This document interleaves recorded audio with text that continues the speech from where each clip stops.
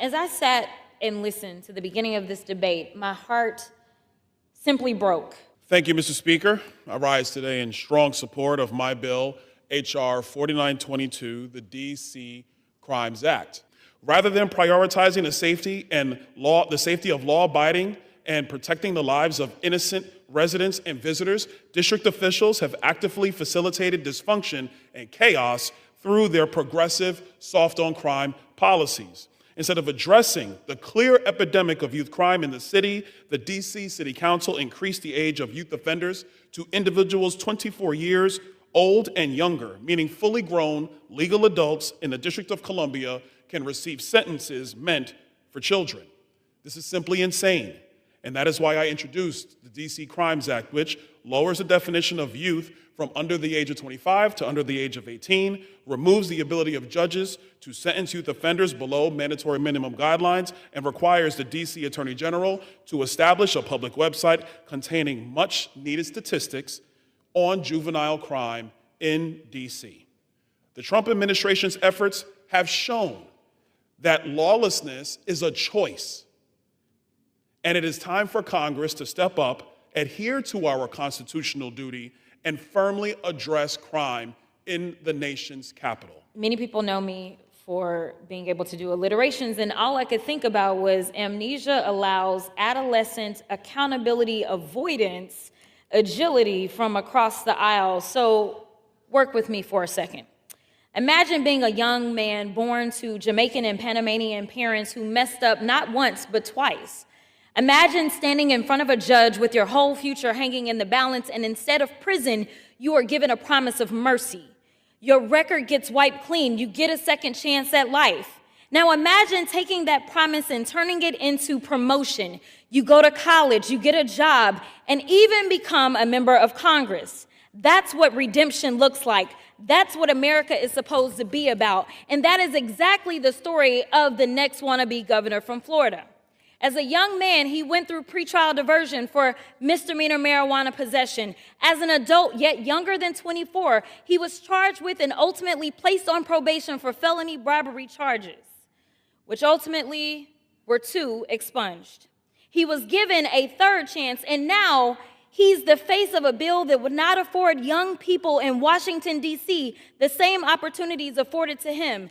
Let me be real. If he had grown up under Donald Trump's America or under the very D.C. crime bill he's pushing today, he wouldn't be standing here as a member of Congress.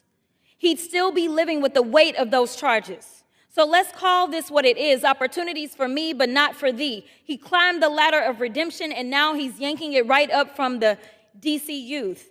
See, most of us were taught to lift as you climb, but clearly some have forgotten to lift as they climb, and now they are committed to telling the next generation to pull themselves up by their bootstraps.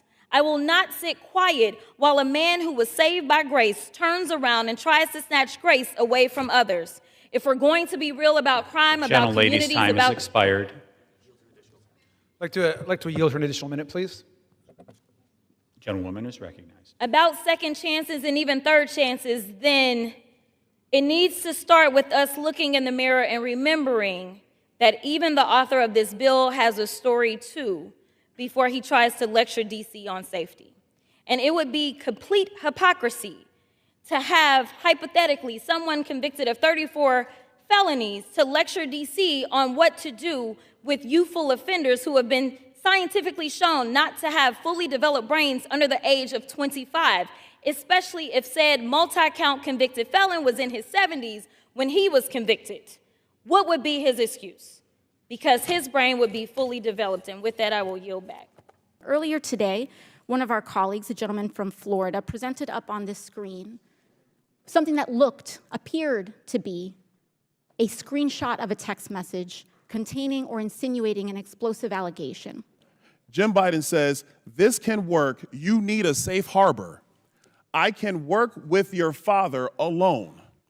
It'll probably take several months and everybody can read the text. Ms. O'Connor, Mr. Dubinsky, if you saw a text message like this between the president's brother and the president's son, wouldn't you be concerned about them trying to give plausible deniability for the president of the United States to not have any knowledge of said business dealings? It's worth Gentleman's time's expired, but please answer the question. it's worth investigating. That screenshot of what appeared to be a text message was a fabricated image. It was a fabricated image. I don't know where it came from. I don't know if it was the staff of the committee, but it was not the actual direct screenshot from that phone. And in fact, I would like to submit to the committee the actual full context from the Ziegler Affidavit number 1, Exhibit 402, of the full text of that exchange. Do I have permission from the chair?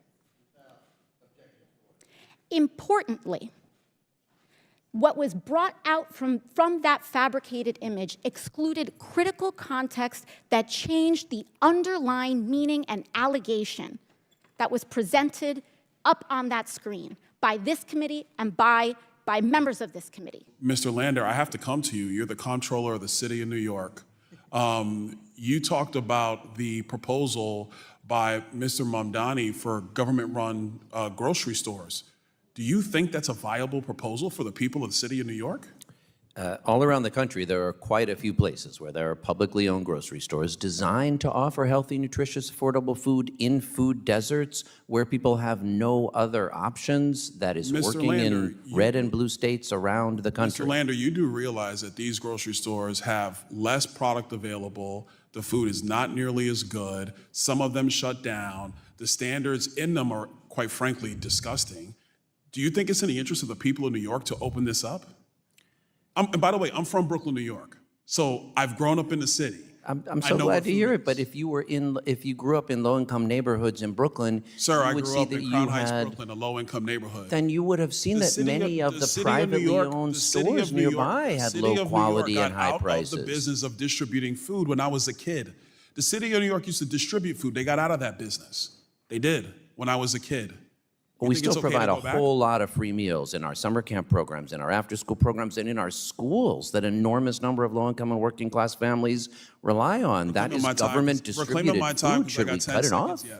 Last question for you.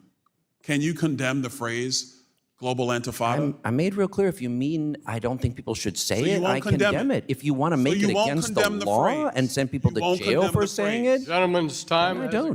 This is why the city of New York is going down the toilet. I yield. It's doing great. Thank you. You should come back and time visit. has expired. Thank you. Now, the gentleman from Wisconsin, Mr. Stile, who chairs our Digital Assets, Financial Technology, and AI Subcommittee, is recognized for 5 minutes. Thank you very much, Chairman Hill, and thank you for holding today's hearing. This is a really important topic that we need to discuss, but it tells you a lot about the state of the Democratic Party, where their witness has to come and defend government-run grocery stores. It tells you a lot about the state of the Democratic Party. Nobody over there should take anything we say like so personally, as if we're attacking them. No, we're attacking a process. We're not attacking people here.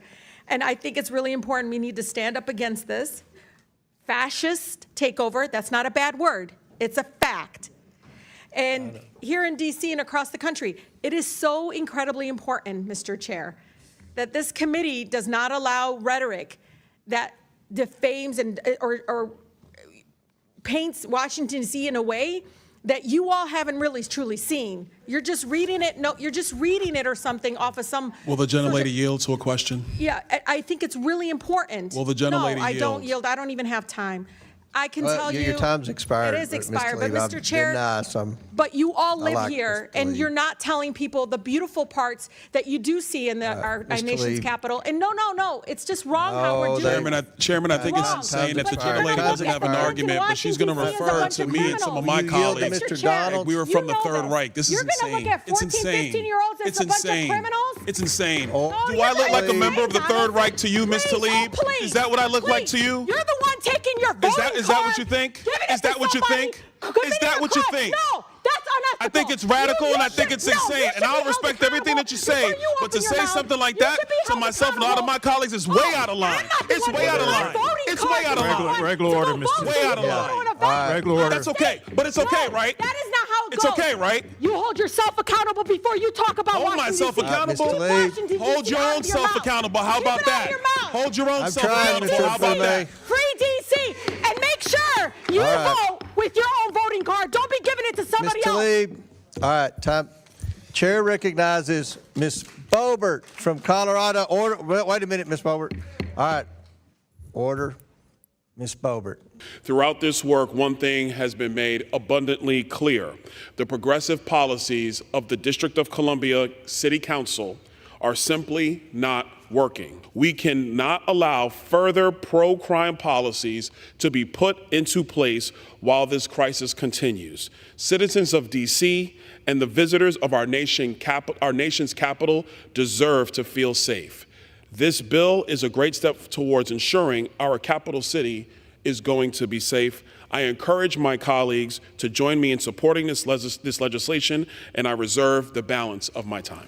If the gentleman from Florida can actually immediately make everyone safe, he should not only be Donald Trump's running mate, as I keep hearing about, he should be the mayor of the District of Columbia. Amazingly, the gentleman proposes this naked power grab against Washington, denying them the crime-fighting tools they need, despite the fact that they've done a good job and total crime in D.C. is down 16% in 2024 compared to the same period last year, which was conceded by the Republicans in the Rules Committee yesterday. There's been a 26% reduction in violent crime in 2024, which they conceded in the Rules Committee yesterday, and a 22% reduction in homicides. In other words, local democracy works. Let the local governments respond to the problems they're having. But our colleagues insist that crime is still spiking in D.C., despite the evidence to the contrary. So what is their big, tough-on-crime solution? The bold solution they offer us to combat crime in the nation's capital is to prohibit the D.C. Council from ever increasing any criminal penalties and blocking the D.C. Council from ever creating any new crimes. And if that's not what they intend to do, then I think they need to go back and try again. I want to start by humbly suggesting that the majority needs someone new working on legislative acronyms for these messaging bills. This is the D.C. Crimes Act, which stands for the D.C. Reforms to Immediately Make Everyone Safe Act of 2024. Immediately make everyone safe. That doesn't sound like legislation. It sounds like a Penn and Teller magic trick to me. The Immediately Make Everyone Safe Act is the fourth bill the majority has now brought to the floor to vilify, heckle, and micromanage the elected mayor and council of the District of Columbia on the appalling conceit that the distinguished members of the Republican conference from Florida or Kentucky or Arizona care more about public safety and public welfare in Washington, D.C. than do the 700,000 people who live there and their elected officials on the D.C. Council and the mayor. But this one is even more sweeping and radical than the prior bills. It doesn't simply overturn one specific current D.C. law. It permanently strips D.C. of authority over any of its criminal laws, making this legislation, perhaps inadvertently, I concede, the largest proposed rollback of D.C.'s authority to govern itself in nearly 30 years. Now, our colleagues may be shocked to learn during this debate what exactly it is they're being asked to vote for today. At the Rules Committee meeting yesterday, I asked the Republican members whether they understood what this bill actually does if you take the time to read the language. None of them seemed to know. So let me explain.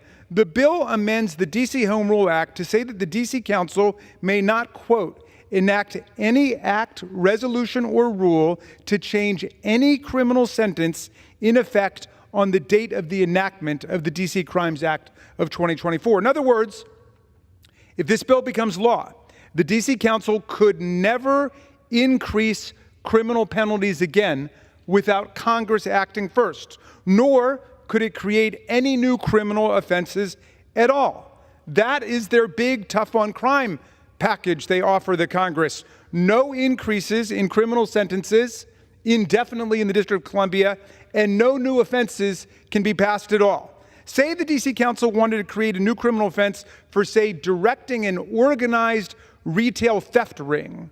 Well, Mr. Donalds' bill would prevent them from doing it. Say D.C. wanted to make it a crime to possess a firearm with a removed or altered or mutilated serial number under Mr. Donalds' bill, they would be barred from doing so. But in fact, that's precisely what D.C. just did a few months ago.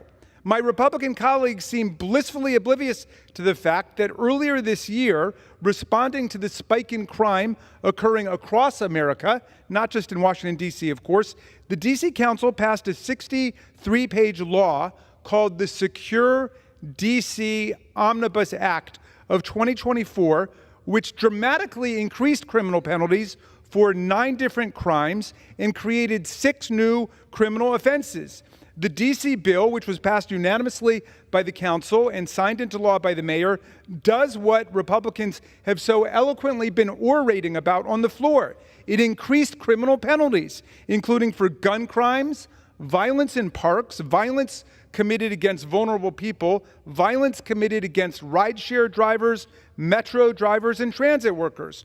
The Secure D.C. Act also created a host of new offenses, including directing a retail theft ring, strangulation, firing bullets in public, possessing a firearm with a removed or altered serial number, and unlawful discarding of firearms or ammunition. They addressed the actual problems that they're experiencing in their city, something our colleagues seriously know nothing about and don't care about.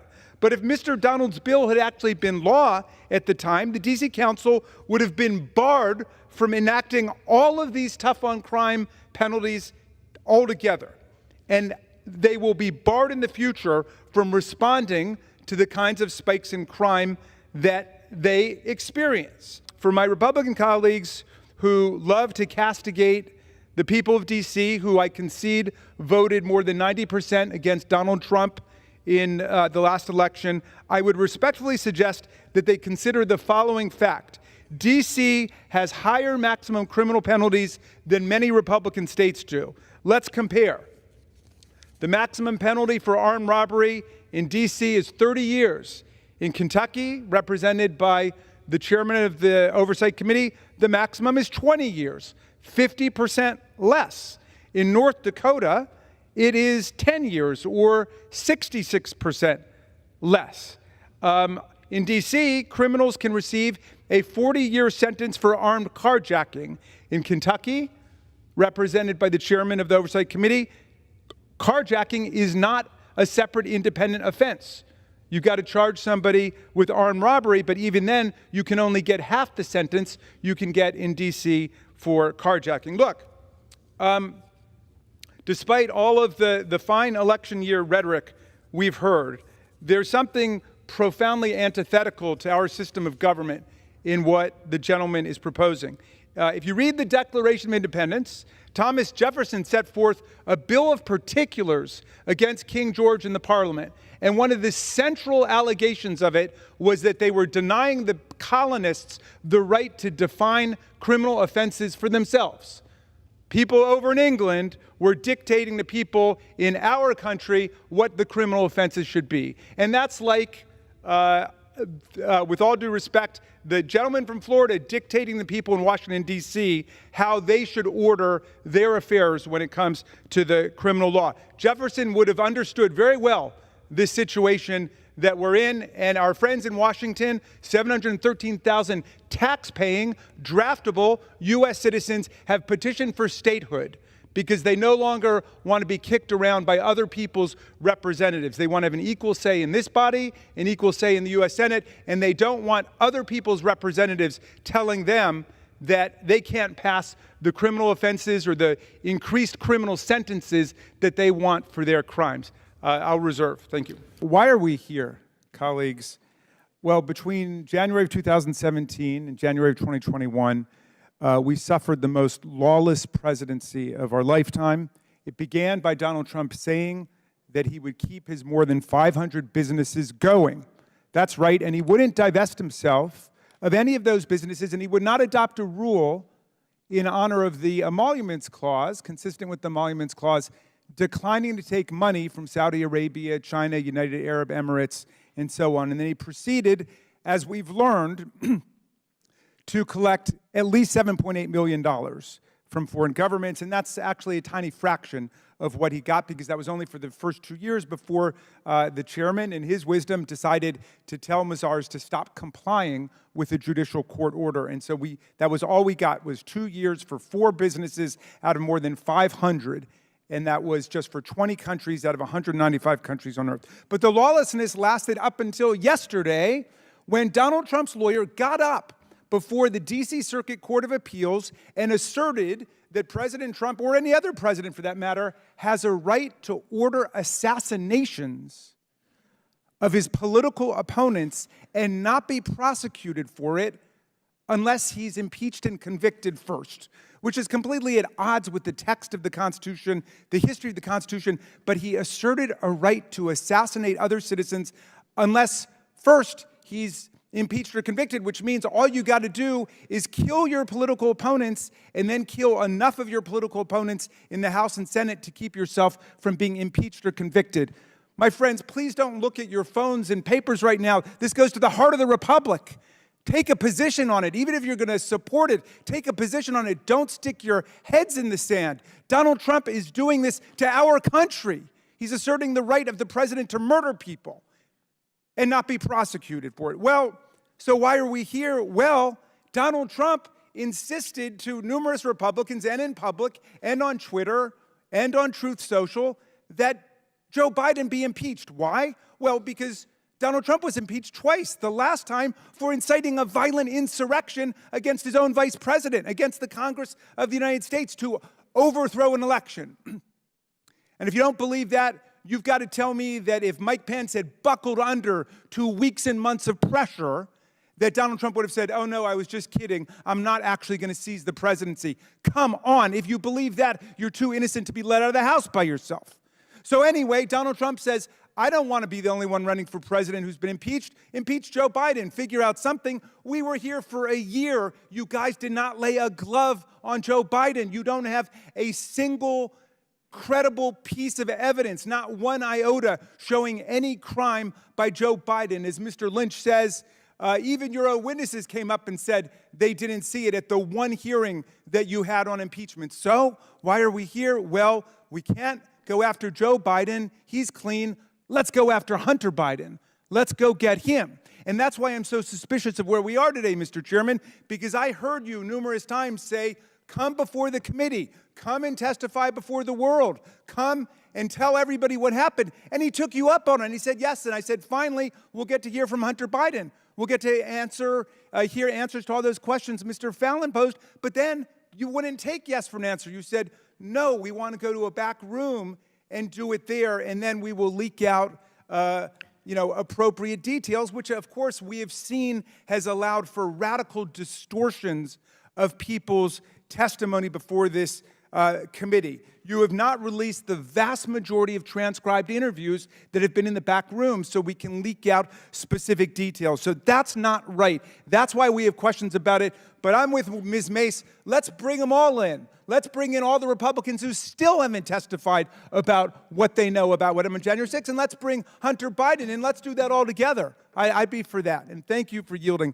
Ms. Tlaib, and I yield back. Chair recognizes Mr. Langworthy for 5 minutes. I will yield the balance of my time to my ranking member. Ms. Brown, thank you so much. You started off by saying something pretty profound, which is we are here instead of doing the business of the American people because the Republicans have offered us no positive agenda in their year in office. We know we've wasted countless weeks in them just trying to pick a speaker. And we've wasted countless weeks with their inertia and their do-nothing policies. But Ms. Brown, I don't know if you recall, I just don't want people having to take your word for it. I think numerous Republicans have gotten up on the floor of the House complaining about the fact that they have no agenda. I think our colleague Chip Roy from Texas said that the Republicans have not given him one thing, a single thing, I remember him saying, to campaign on. So I just want to ask you, when you're saying that they have no agenda, that's not a partisan point. You're getting that from Republicans, aren't you? That is correct. One of our colleagues said that there was Trump derangement syndrome, and of course Trump derangement begins with Donald Trump himself. He thinks he has a legal right to assassinate U.S. citizens. He thinks he can grab women by their genitals, although that's not the word that he used. He said that if Joe Biden is reelected president, there will be World War II. He is obviously deranged and disoriented. But the real Trump derangement syndrome that I see is those people who cannot break from Donald Trump after he's proven himself to be completely and totally unworthy of your support. Because I'm looking at talented, gifted people on the other side of the aisle, the ones who have not left Congress in frustration or because they've broken with Donald Trump and clashed with him.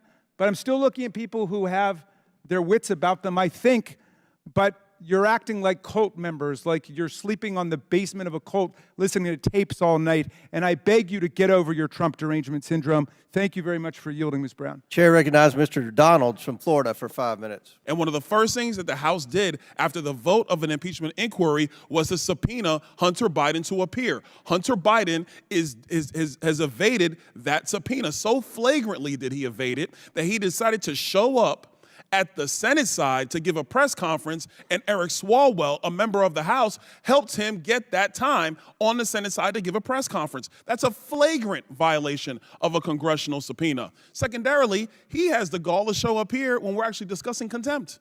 And he didn't stay. He was sitting right over there. He's not here now. He said he wants to talk. He could have stayed through the whole proceeding. He chose to leave. That's his business. But he was subpoenaed to come here. Back in December, he chose not to of his own volition. He's in violation of that subpoena, a subpoena that was executed with the signature of the clerk of the House of Representatives. That is the document that is binding. That's what we work off of. I want the minority to understand one very important distinction between Presidents Biden and President Trump. President Trump has an international real estate portfolio that he has amassed over decades. I'm quite sure if you go back through all of the hotel receipts before he was president of the United States, that you had foreign dignitaries staying at Trump hotels all across the world. Will the gentleman yield? I'm not going to yield, Mr. Raskin. I'm making a point because they're actually very nice hotels. They look good. People like staying there. President Trump was not running the Trump Organization when he was president of the United States. To my recollection, Eric Trump, the president's son, was actually running the Trump Organization when President Trump was president of the United States. So if he had a portfolio of hotels and people choose, through Expedia, through Kayak, through Hotels.com, if they choose to go and stay there, how is that the president being in violation of what the emoluments clause? Is that what you're citing? Stop. Ladies and gentlemen, America, this is ridiculous.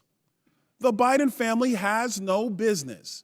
They've never had a business except for politics. I need to correct the record because of several false statements made about the Foreign Emoluments Clause, Article 1, Section 9, Clause 8, although I do appreciate the gentleman from Florida's attempt to at least engage on the matter of substance that was raised so powerfully by Ms. Crockett. Now let's start with this.